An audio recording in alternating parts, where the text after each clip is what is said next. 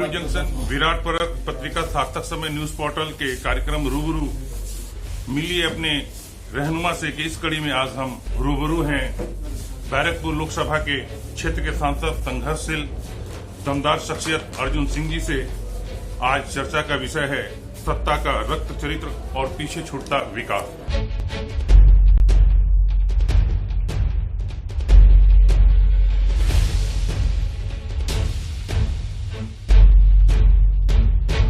आइए अब हम चर्चा करते हैं। सिंह साहब, आपका वक्तव्य करते हैं कि पश्चिम बंगाल की चुनावी राजनीति में रक्त चरित्र के सिलसिले का अंत होता नहीं दिख रहा है, तो अभी तक कायम है। देखिए, बंगाल की राजनीति में जब से वामपंथियों का एंट्री हुआ तब से बंगाल की राजनीति को इन लोगों ने रक्त चरित्र बना दिया।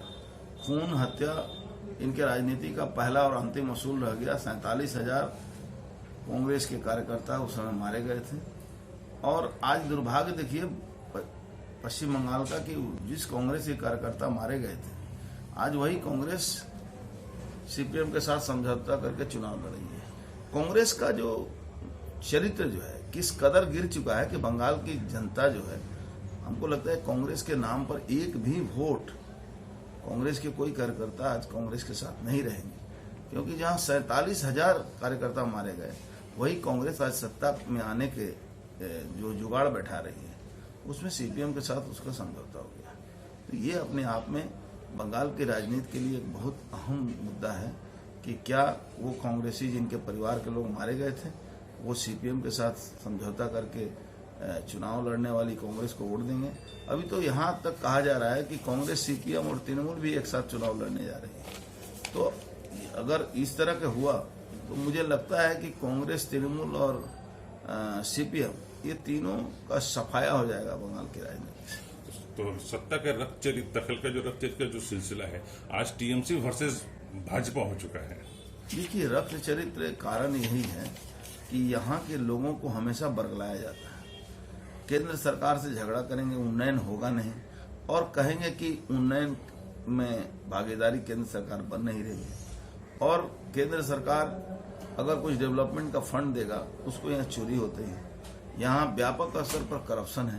करप्शन करेंगे, अगर उसका हिसाब मांगेगा तो कहेंगे कि तू ही के हिसाब मांगा। तो ये बंगाल में ममता बनर्जी की सरकार पुनरावृत्ति हो गई वामपंथियों की। तो जिस तरह से वामपंथी 10% लूट खसोट मचाए, 15% मचाए, यहाँ 100% लूट खसोट मचा हुआ है। तो अब ये समस्या है कि बंगाल के लोग क्या सोच रहे हैं, कैसे इस सरकार से निजात पाएंगे, ये एक बड़ा प्रश्न है। जैसा भी समझ में आया, परिवर्तन का लहर बिल्कुल दिख रहा है। और जहां तक मैंने पब्लिक ओपिनियन की बात लें तो 100% संभव हो गया कि इस बार का शासन परिवर्तन होकर के भाजपा के हाथ में सत्ता आने जा रही है। तो फिर वही मेरा सवाल वही है कि रक्त चरित्र जो चलते आ रहे सिलसिले, तो क्या कल भाजपा भी टीएमसी के कार्यकर्ताओं के साथ, उनके समर्थकों के साथ वैसा ही कुछ करके उनको? भाजपा की आइडियोलॉजी में कहीं भी राजनीतिक हिंसा नहीं है। आज कश्मीर जैसे राज्य में जहां 370 धारा बातिल करके बड़ी लोग कह रहे थे, बहुत सारे लोग लोकसभा में भी कांग्रेस वामपंथी कह रहे थे कि वहां रक्त। अब बताइए कि आपने कहा कि उद्योगपतियों के पास जूट मिल जितनी इंडस्ट्रीज हैं यहाँ पर, कभी 104 और तमाम जूट मिलों के पास बहुत सारी जमीन है, मिल बंद करके और उनके ऊपर लोन लेकर के आज वो पश्चिम बंगाल की अर्थव्यवस्था पर पहुंच गए। तो वो खाली पड़ी हुई जमीनें हैं, मैंने जूट मिल मालिकों के पास जमीन, उस पर कोई उद्योग लाने की कोई योजना है क्या आपकी? देखिए, जब तक सरकार नहीं आ जाती इस बारे में चर्चा मैं क्या करूँ। वही होगा कि पिछले लोगों ने भी चर्चा किया और कुछ हुआ नहीं। उससे बढ़िया है कि सरकार आए और हमारा जो हम देखिए हमारी एक पहली पार्टी और आखिरी पार्टी है जो कभी प्रतिश्रुति नहीं देती। कभी वो चुनावी वादे नहीं करते कि मैं ये कर दूंगा वो कर दूंगा। चुनाव जीतने के बाद आज प्रधानमंत्री ने नीचे स्तर जो एकदम अंतिम पायदान पर खड़ा है, जो भारत का नागरिक, उसके लिए वो काम करते हैं। और एक सवाल आपका कि टीएमसी के विधायक के से लेकर के और भाजपा के सांसद तक आपका जो राजनीतिक कद और रसूख आज माने कि इतने जबरदस्त ढंग से है कि आज भाजपा के राष्ट्रीय नेतृत्व आप पर बहुत ही विशेष करके देख रहा है कि जैसे कि आपने यहाँ पर टीएमसी को आगे बढ़ाने के लिए तो भाजपा के लिए आप विशेष ये करेंगे, और उसके साथ साथ यह है कि आपके कद तो बढ़ते रहे, राजनीतिक कद, राजनीतिक रसूख, लेकिन हमारा जो पश्चिम बंगाल के जो आपके विधानसभा बैरकपुर लोकसभा क्षेत्र से लेकर काचापाड़ा तक एरिया में जूट मिल्स जो इलाके हैं, श्यामनगर, गरुलिया, जगद्दल, हाली शहर वगैरह, तो वहां पर अभी भी विकास के नाम पर सैनिटेशन, रहन सहन, जूट मिल मजदूरों का वो आज भी वो कुली क्वार्टर में रहना, और सबसे बड़ा सवाल कि आपके पिताजी जिस समय विधायक थे उन्होंने एक हॉस्पिटल लेके आया था, गोलघर हॉस्पिटल। आज वो गोलघर हॉस्पिटल जो कि आज सुपर स्पेशलिटी न सही बड़ा हॉस्पिटल हो जाना चाहिए था, रेफरल के रूप में बना हुआ है। तो इसके लिए कुछ विशेष आपके पास है क्या स्वास्थ्य के लिए? देखिए, सब चीज डिपेंड करता है कि सरकार है। जी, अगर सरकार नहीं आती है तो आप कोई काम यहाँ नहीं करते। आप सांसद हैं, आप सांसद निधि का रुपया यहाँ खर्च नहीं कर सकते अगर आप विरोधी दल के सांसद हैं। तो इस तरह से राजनीतिक जो विद्वेष है, ये शायद ही भारतवर्ष के किसी जगह में देखने को मिलती है। रही जूट मिलों की जो कुली लाइन है, आपको पता होगा हमारे प्रधानमंत्री ने आवास योजना चल रही, उसके बीच में कुली प्रधानमंत्री ने एक आवास योजना लाया था, जिसमें जमीनें कंपनी की रहेगी, कंस्ट्रक्शन गवर्नमेंट करेगा, और वो जो जगह है वो उसके हैंड ओवर हो जाएगा, और जब तक वो यहाँ नौकरी करेगा तो उसको ये जमीनें वो घर मिलेगी। लेकिन सारे इंडस्ट्री के लोगों ने अपना एप्लीकेशन डाल के रखा है, राज्य सरकार ने क्लियरेंस नहीं दिया। राज्य सरकार यहाँ पर कानून दिखाती कि यहाँ 6(3) लगा है, और जहाँ जमीनें बेच दी जा रही है इंडस्ट्री की, वहाँ उसको 6(3) नहीं दिखाई देता है। तो सब्जेक्ट टू अप्रूवल के नाम पर पैसा बनाना, अभिषेक बनर्जी और ममता बनर्जी, ये सिर्फ पैसा बनाने के लिए इन कामों को रोक कर रखिए, नहीं तो ये आदिम युग का जो समस्या था, ये समस्या बहुत जल्दी मिट गया रहता। लेकिन बंगाल में क्या है कि जब मैं तृणमूल कांग्रेस में था और जब से मैं भारतीय जनता पार्टी में आ गया, ये व्यक्ति लड़ाई में ममता बनर्जी मेरे साथ लड़ रही हैं, राजनीतिक लड़ाई में वो हार गई हैं। अब वो व्यक्ति लड़ाई लड़कर लोगों को फंसाना, हमारे परिवार के लोगों को फंसाना, झूठे मामले में डालना, हम लोगों पर हमला करवाना, पुलिस के द्वारा हमला करना, बहुत सारे समस्याएं हैं जिससे हम लोग जूझ रहे हैं। लेकिन भारतीय जनता पार्टी के साथ साथ बंगाल की जनता को निश्चित रूप से हम कहेंगे कि ममता बनर्जी जितना भी अत्याचार करे, ममता की सरकार हम बंगाल में नहीं होने देंगे। और लोगों का विश्वास है, लोग हम पर भरोसा करते हैं। जहाँ भी मैं जाता हूँ लोग मेरी बात सुनते हैं, मेरे विचारों से आदान प्रदान करते हैं, और ये सरकार के लिए, तृणमूल सरकार के लिए अच्छी बात नहीं है कि लोग मेरी बात सुने। लेकिन मेरी बात सुनकर लोग सरकार बदलने के इंतजार में हैं कि कब सरकार बदले। तो आप क्या उम्मीद करते हैं कि नई सरकार कितनी सीटों के साथ? 200 से पार का टारगेट है। हम निश्चित रूप से 200 से बहुत ज्यादा पाएंगे, क्योंकि तृणमूल कांग्रेस, निश्चित रूप से मैं कह सकता हूँ, राजनीतिक जितने विज्ञान है मेरे पास, कि तृणमूल कांग्रेस तीसरे नंबर पर जाएगी।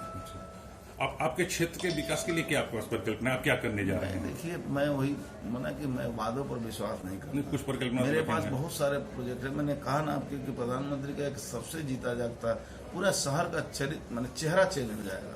लेकिन जब तक सरकार में नहीं आया, हम क्या कर सकते हैं? कुछ वैसी योजनाएं विशेष स्कूल, कॉलेज, स्कूल में राजनीति, जितने टीचर राजनीति संरक्षण पाने के चक्कर में करना कुछ भी संभव नहीं हो रहा। बोलते रहे कि सांसद निधि का रुपया खर्चा नहीं।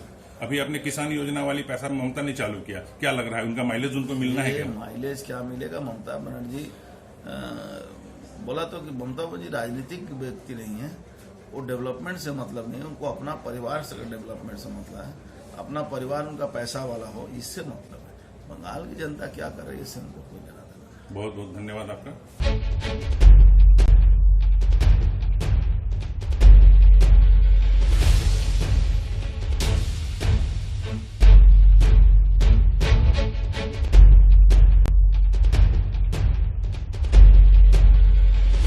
आइए, आपका स्वागत है विराट परख, लक्ष्य सुगम छत्तीसगढ़ और सार्थक समय न्यूज पोर्टल के कार्यक्रम रूबरू में मिली अपने रहनुमा से कि इस कड़ी में आज हम रूबरू हैं बैरकपुर क्षेत्र कांकी नारा के तृणमूल कांग्रेस के चेयरमैन धर्मपाल गुप्ता जी के साथ, और आने वाले विधानसभा चुनाव के मद्देनजर आज हम इनसे अपने क्षेत्र की कुछ ज्वलंत समस्याओं, आज की राजनीतिक परिस्थितियों पे विशेष चर्चा करेंगे। आपका बहुत बहुत स्वागत। गुप्ता जी, चर्चा की शुरुआत करते हैं। आज जो विधानसभा 2021 चुनाव होने जा रहा है और बंगाल के राजनीतिक परिदृश्य में देखा जा रहा है कि बंगाल की जो राजनीति है सिद्धार्थ शंकर राय की बात से और आज ममता बनर्जी के 2021 में यह रक्त चरित्र की जो राजनीति है उससे बंगाल उबर नहीं पा रहा है। सर, इसके पीछे कौन सा कारण है रक्त चरित्र के पीछे? देखिए, पश्चिम बंगाल में एक बात आपको बता दूं,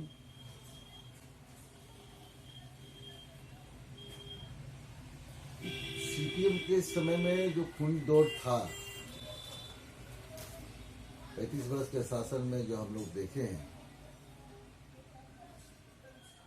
वो माहौल किंतु आज नहीं। जी। लेकिन बीजेपी का जो लक्ष्य जो है, जी। बीजेपी का लक्ष्य बंगाल है पाने का, बोल के बीजेपी जो है कुछ बाहरी लोगों को यहाँ पर लिया कर और कुछ अराजकता फैलाने की काम कर रही है, क्योंकि उनके पास तो मुद्दा है नहीं। विधानसभा सामने इलेक्शन है, उनके पास कोई मुद्दा है नहीं। टीएमसी की जो कार्य है, 10 वर्ष का जो कार्य है टीएमसी का, और द्वारे द्वारे सरकार के माध्यम से जो हम लोग टीएमसी के कार्यकर्ता पहुंचे हैं द्वारे द्वारे में, आप समझ सकते हैं, ये इलाका में पता लगा सकते हैं कि ये द्वारे द्वारे काम से जो है, जो काम पेंडिंग पड़ा था। नहीं, मेरा सवाल था रक्त चरित्र से। बंगाल में राजनीतिक हत्याओं का सिलसिला लगातार बढ़ रहा है। तमाम इलाके जो हैं, नंदीग्राम से शुरू करके मालदा और भी बहुत सारे इलाकों में, जो विशेषकर आपके भाटपाड़ा क्षेत्र, काकीनाडा से आतपुर तक के बीच में। अच्छा, मैं एक बात आपसे पूछती हूँ, ये जो राजनीतिक हत्याएं लगातार हो रही हैं, इसके पीछे ईद का कौन सा कारण है? ये जो बात आप कहते हैं, इसी बात पर तुम कह रहे थे, आ रहे थे ना, कि पिछले 2019 में 18 वो सीट जो है पुलवामा राष्ट्रीयवाद का नारा देकर बीजेपी ने जो है सेंटिमेंट पैदा कर 18 वो सीट बंगाल से लिया। जी। लेकिन दंगा जो हुआ है सिर्फ भाटपाड़ा बैरकपुर क्षेत्र में ही हुआ। आप बताइए क्यों? वही तो मैं जानना 17 लोकसभा में कहीं अशांति नहीं, लेकिन भाटपाड़ा विधानसभा हो या बैरकपुर लोकसभा हो, यहाँ पर जो तरह का तांडव, राइट के बहाने टीएमसी के कार्यकर्ताओं का घर लूटा गया, पीटा गया, यहाँ तक काउंसलरों को जो है यहाँ पर जो है बीजेपी में ले लिया गया और वोट तो तोड़ दिया गया। इसके बाद फिर जो है वोट, जब इसका जो पावर चला गया निर्वाचन कमीशन का, हमारे मुख्यमंत्री के यहाँ पे फिर से जब पावर आया प्रशासन का, तो फिर आस्ते आस्ते सब जो है स्वाभाविक हुआ। और तो यहाँ पर राजनीतिक अराजकता का माध्यम से ही जो है बीजेपी आईन श्रृंखला को सामने में रखकर वोट करना चाहते हैं। लेकिन पुलिस तो आपके हाथ में है ना।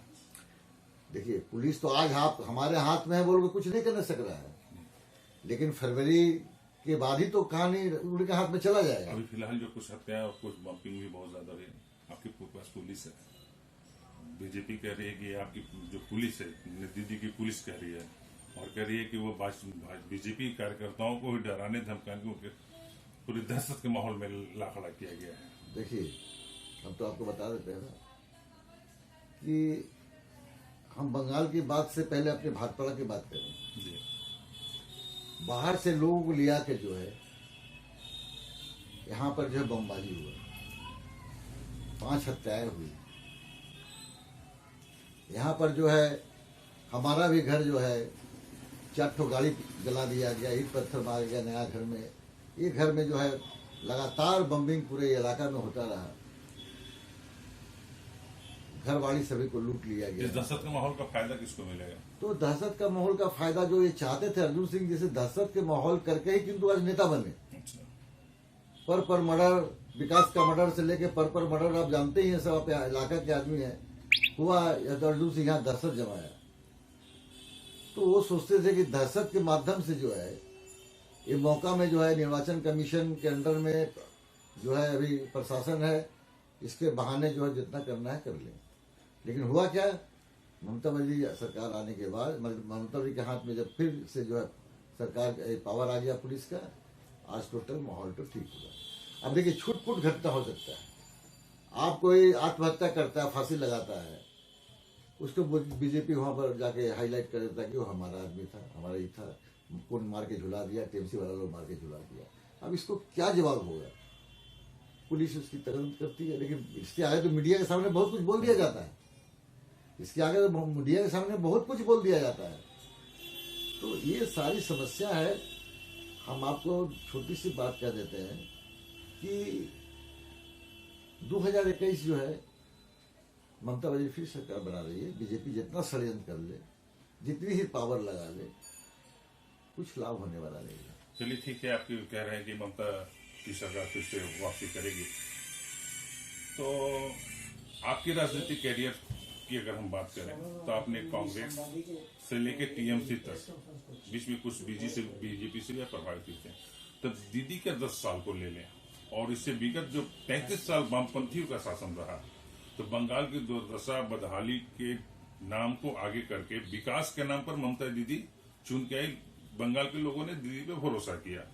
आज बताइए कि बंगाल में 104 जूट मिलें बदहाल होते होते आज कुछ गिनी चुने 44-45 जूट मिलें होंगी, और आज मजदूरों का शोषण सबसे ज्यादा, अगर पूरी अगर भारतवर्ष में बात करें तो जूट माने कोई कारखाना मजदूरों का सबसे ज्यादा शोषण जो है वो पश्चिम बंगाल में हो रहा है, और जूट मिल सबसे ज्यादा के मजदूर प्रभावित हैं।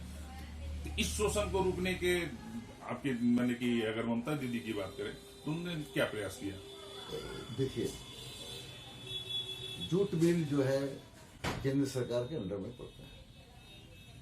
पीएफ ग्रेजुएटी जिस तरह से मजदूरों का अटका हुआ है, ये तो केंद्र सरकार का मामला है। लेकिन इतना हम आपको बता दें कि जूट मिल के मामला में जो एक प्रथा चला दिया था अर्जुन सिंह टीएमसी में रहते हुए फुल पावर के साथ में, मेघना से जो प्रथा चलाया गया था पर कंट्रैक्टरी लेवल का, मजदूरों का हनन, उसके हक को मार के डिपार्टमेंट बंद करके जो है कंट्रैक्टरी का प्रथा चलाया था, आज ये रोग जो है मालिक लोग जो है पूरे पश्चिम बंगाल में लागू कर दिया।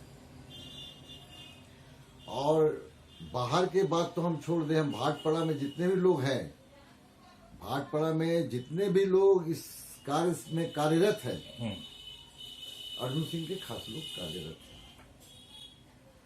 अब सवाल है कि अभी भाई जो है जूट मिल की जो समस्या है, दीदी जो है इसके लिए एक कमेटी बनाई है।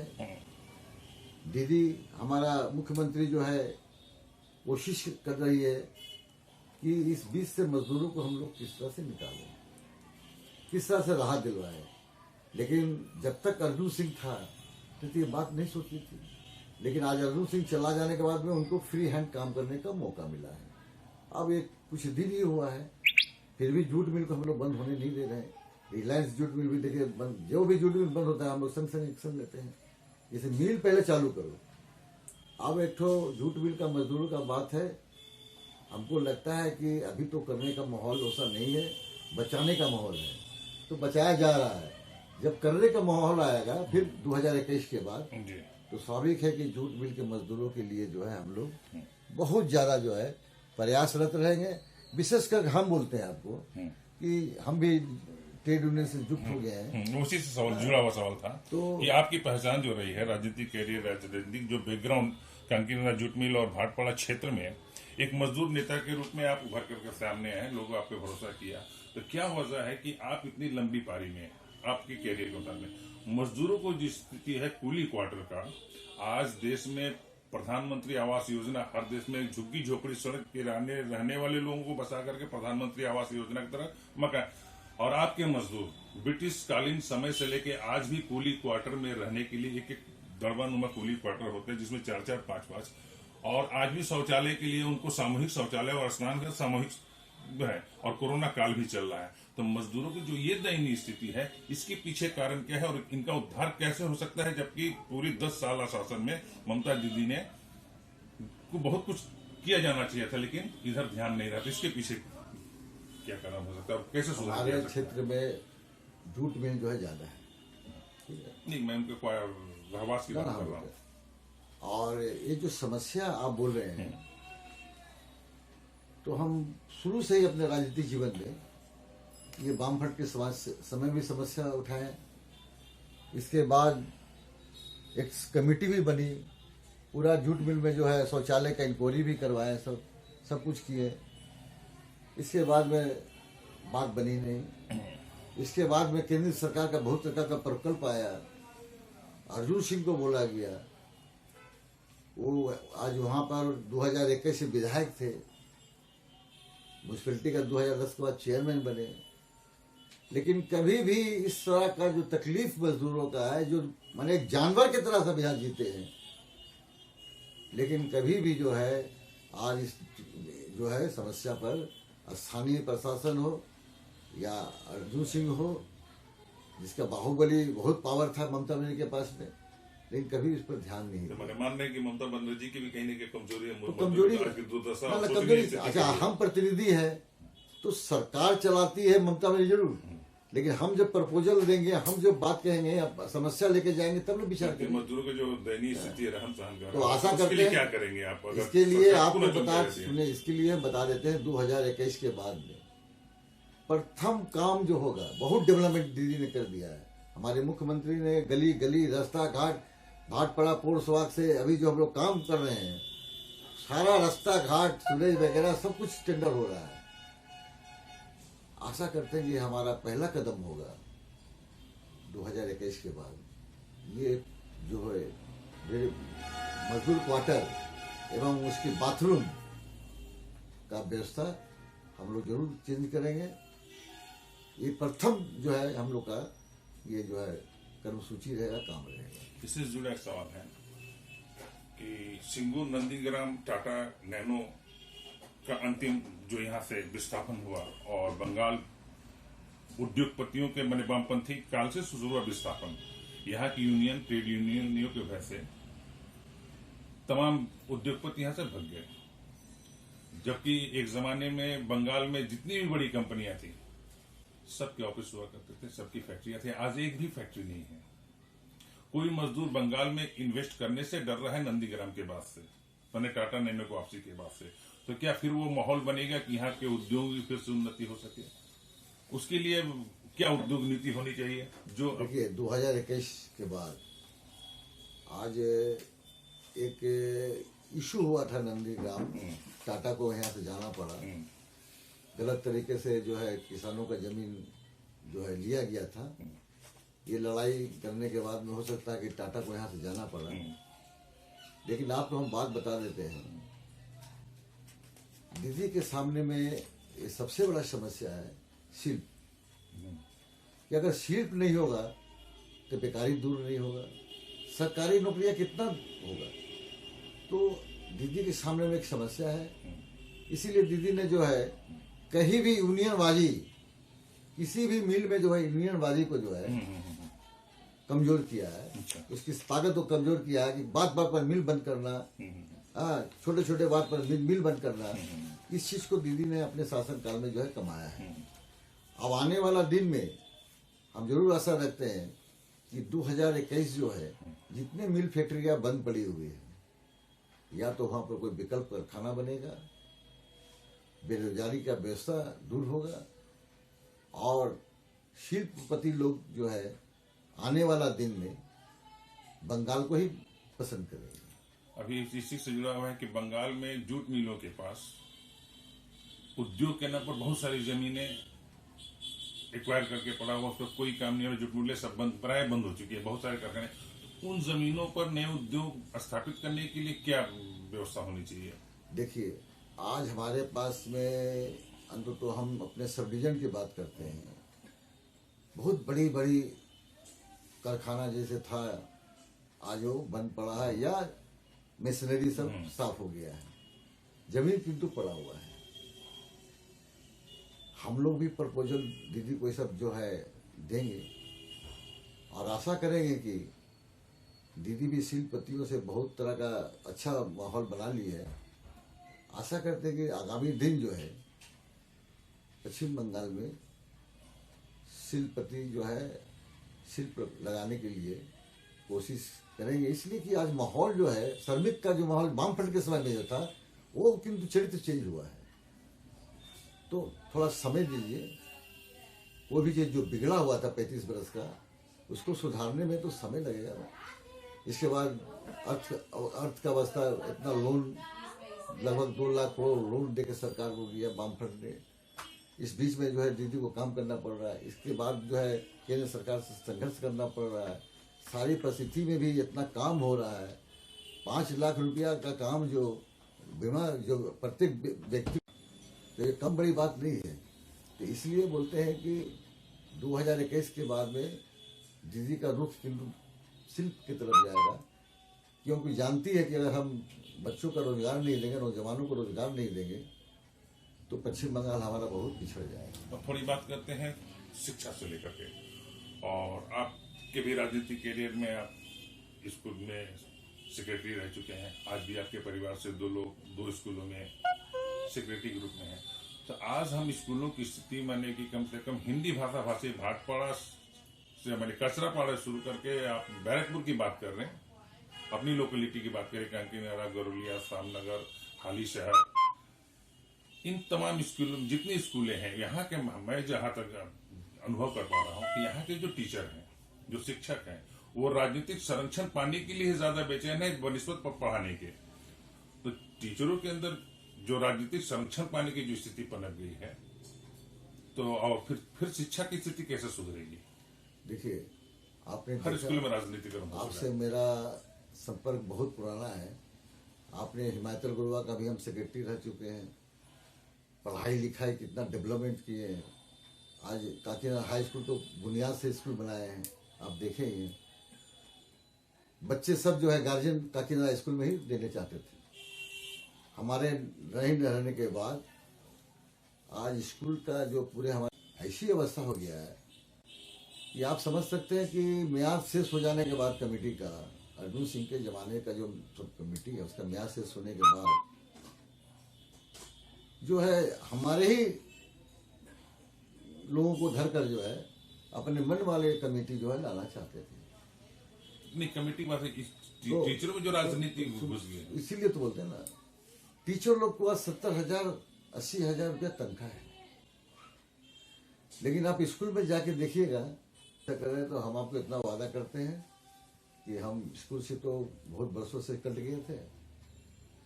इस बार हम आपको वादा करते हैं कि स्कूल खुलने के बाद, अभी तो कोरोना में सब स्कूल बंद है, लेकिन जो भी ममता बनर्जी के दिया हुआ है, साइकिल, चाहे मिड डे मील ड्राई दिया जा रहा है, या आपको स्कॉलरशिप चालू है, बच्चियों का 25 लाख रुपया मिलना जारी है, समझे ना, किताब वगैरह आ ही रहा है।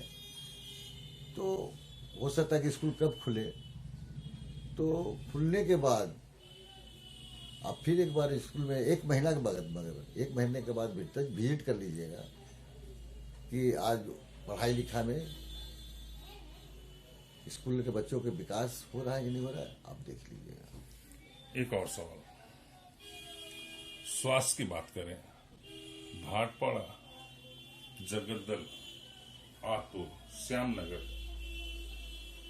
के बीच में एकमात्र हॉस्पिटल जो कि कहा जाए तो दयानंद बेरी जी के समय उनका प्रयास था, और सत्यनारायण सिंह जी के समय अस्पताल पूरे रेडी मिला, और आज यहाँ तो आज हॉस्पिटल रेफरल हॉस्पिटल बन चुका है, जबकि हॉस्पिटल कम से कम बड़े हॉस्पिटल, सुपर स्पेशलिस्ट बड़े अस्पताल का है कि आपकी जितना लोड है अस्पताल में, जितने मरीजों की संख्या है, तो अस्पताल की तरफ आपके 10 साल की सरकार में आप लोगों ने क्या कोशिश की और क्यों नहीं कोशिश कर पाए? चाहे आप रहे हों या हमारे विधायक रहे हों या हमारे सांसद, कहाँ किनके पास वो कमी है जो आज स्थिति अस्पताल के रेफरल ग्रुप में है? आज 2019 के बाद हम लोग या हम टीएमसी में आए, इसे हमारे मुख्यमंत्री ममता बनर्जी का हम पूरा पुराना समर्थक हैं, कांग्रेस में भी, और हम उनके संग कांग्रेस में जो थी उस समय भी उनके हम बहुत बड़ा समर्थक थे। लेकिन अर्जुन सिंह के चलते हम टीएमसी में नहीं गए, फिर अर्जुन सिंह टीएमसी छोड़ा तो हम टीएमसी में आए। जी आप जो प्रश्न उठा रहे हैं अस्पताल वगैरह का, लाखों लाखों रुपया आया गोलघर अस्पताल में, कुछ डेवलपमेंट भी हुआ, लेकिन डेवलपमेंट होने से तो नहीं होगा ना। तो जनप्रतिनिधि के रूप में आप लोगों ने क्यों नहीं कोशिश की कि अस्पताल स्वास्थ्य की स्थिति कम से कम होगी? अरे अस्पताल हमारे जो मरीज आपके हैं ज्यादातर जूट मिल और स्थानीय लोग ही हैं, उन्हें बाध्य होना पड़ता है। बहुत सारे मजदूर रास्ते में ही दम तोड़ देते हैं इलाज के अभाव में। कुछ तो सच्चाई है, उसको जो हम लोग ध्यान दे रहे हैं, समझे ना, उसको हम ध्यान दे रहे हैं। क्या कि वहाँ एक चेयरमैन बनाया गया था, लेकिन वो देख रहे हैं कि कोई फंक्शन नहीं हो रहा है, क्योंकि आज की राजनीतिक में जानते हैं कि पहले राजनीतिक कुछ और था। पहले के राजनीतिक लोग करते थे, सच्चाई को मन में रख के करते थे, सेवा करने के लिए करते हैं। अभी की राजनीतिक में लोग कमाने के लिए पहले सोचते हैं। तो अस्पताल के बारे में जो आप बोल रहे हैं ना, ये आप जान लीजिएगा कि अस्पताल का पूरा चेहरा आपके सामने बोल देते हैं, मीडिया के सामने, कि अभी तो करने में थोड़ा असुविधा हो रहा है, लेकिन अस्पताल का गोलघर अस्पताल जो है भाटपाड़ा स्टेट जनरल अस्पताल, इसका चेहरा हम लोग बदलेंगे। अभी जो जितने हमने बातें की, आपको हालिद शहर से लेकर के गौरैया तक के बीच में जो आज स्थिति है, मजदूर जहाँ के तहाँ हैं, लोग जहाँ के तहाँ हैं, और जगतल मेघना मोड़ की स्थिति की बात करें तो आज देख रहे हैं वो करीब करीब 90 साल से जैसे कि तैसा है। तो इन सब परिस्थितियों में आपके 10 साल मिलने के बाद, मैंने टीएमसी को 10 साल मिलने के बाद, तो फिर यहाँ के जो वोटर्स हैं, मतदाता है, कैसे भरोसा करें कि फिर से अगर आपको लाया जाए तो हमारी स्थिति सुधर जाएगी? क्या भरोसा, देखिए कैसे भरोसा करें फिर से कि वापसी हो जाए ममता ये तो बात दीदी है की कि सरकार की? हमने राजनीतिक में जो है 50 वर्ष अपना गुजारा है। आईएनटीसी भी हमने किया है, स्टेट लेवल में वर्किंग प्रेसिडेंट भी थे। कहीं भी आप बता दीजिए कि मेरे नाम से एक भी कोई तरह का नहीं, आपके नाम की बात नहीं, मैं पूरी सरकार की बात कर रहा कोई हूँ। सरकार की नहीं। अरे हम ही लोग तो सरकार होंगे ना। हाँ, नीचे लोग कैसे भरोसा करें फिर से आप पर? नीचे के लोग ही तो गड़बड़ करते हैं। ममता जी तो गड़बड़ नहीं करती है। मेरी सरकार, ममता जी जो है, उनकी छवि पर आज कोई भी दाग नहीं लगा सकता है, लेकिन तो गड़बड़ तो हम लोग नीचे करते हैं। आपको लग रहा है कि इलाके में तो आज एक तो बात लीजिए कि आज इस इलाके में जो अर्जुन सिंह की दादागिरी, जिस तरह से कोऑपरेटिव लूटा, जिस तरह से पौरसभा में बैठा लूटा। जी को वोट करें। देखिए, जो बैरकपुर लोकसभा में टीएमसी में थे, जो सब लूटा है, मजदूरों पर शोषण किया है, आज सारे वो लोग बीजेपी में हैं। मुकुल राय का लड़का से लेकर आप अर्जुन सिंह को देखिए, सील भद्रों को देखिए, जरा आप सुनील सिंह को देखिए, ये सारे लोग तभी बीजेपी में हैं। तो अब जो है ममता बनर्जी का आया, ये लोग सारे लोग जो लूटा फूटा है, जो कमाया है, आज ये सब बीजेपी में है। ऐसा माना जाए टीएमसी के जितने लूट रहे थे सब बीजेपी में बीजेपी गया है। अब बीजेपी जो है कैसा गंगा है जिसमें जो जाएगा साफ सुथरा हो जाता है। तो सवाल पैदा होता है, और वो हिंदू मुसलमान वाली बात भी नहीं रही है अपने क्षेत्र में। और अपने क्षेत्र में जो है सच पूछिए तो अब आशा का किरण जगह है कि ये लोग चले जाने के बाद बीजेपी में अब दीदी की सरकार बनेगी, और दीदी यहाँ अच्छे लोगों को हम लोग के बीच में देंगी, और आशा करते हैं कि अच्छे लोग दीदी के देगी। तो इस बार जो है जितना भी गंदगी है उसको हम लोग साफ करके मजदूरों का सेवा करेंगे, इलाका का सेवा करेंगे, स्कूल को पढ़ाई लिखाई की जो तरक्की करेंगे, अस्पताल पर नजर रखेंगे। तो अगर बात करें तो बैरकपुर लोकसभा क्षेत्र में कितनी सीटें आपकी विधानसभा की सीटें आप ले लेंगे, और पूरे बंगाल की सीटें में बात करें तो कितनी सीटें में सरकार बनेगी? देखिए 207 सीट तो हम लोग पा रहे हैं 207 ना।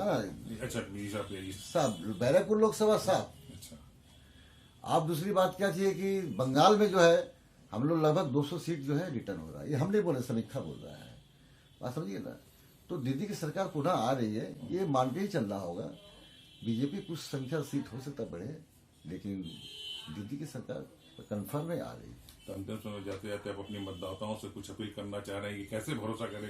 दो शब्द कह दीजिए मतदाताओं, जिससे आपकी बातों से आकर्षित हों और आपको वोट करें। मतदाताओं से मैं हाथ जोड़ कर करता हूँ कि अगर मेरे बात सुने होंगे तो आप जरूर समझे होंगे कि जितने भी आप लोग को शोषण किया है, ये सारे लोग सब बीजेपी में चले गए हैं। जिसने आपका पैसा लूटा है वो सारे लोग बीजेपी में चले गए हैं। अब एक तो ममता मेरी यहाँ पर जो भी साफ सुथरा कैंडिडेट देगी, काम करने वाला कैंडिडेट देगी।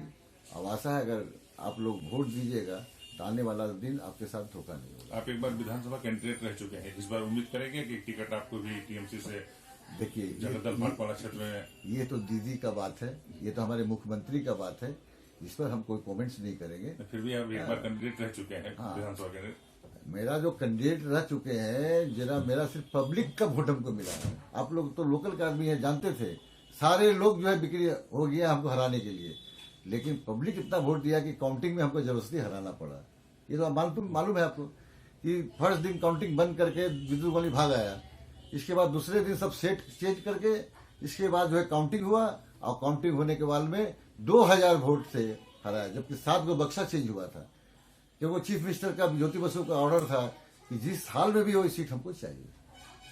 तो अब कहने का मतलब है कि अब इसमें जो है हमको बदनाम भी किया गया था अर्जुन सिंह की तरफ से और उनके पिताजी के समर्थक के द्वारा, लेकिन पब्लिक सब जानती है।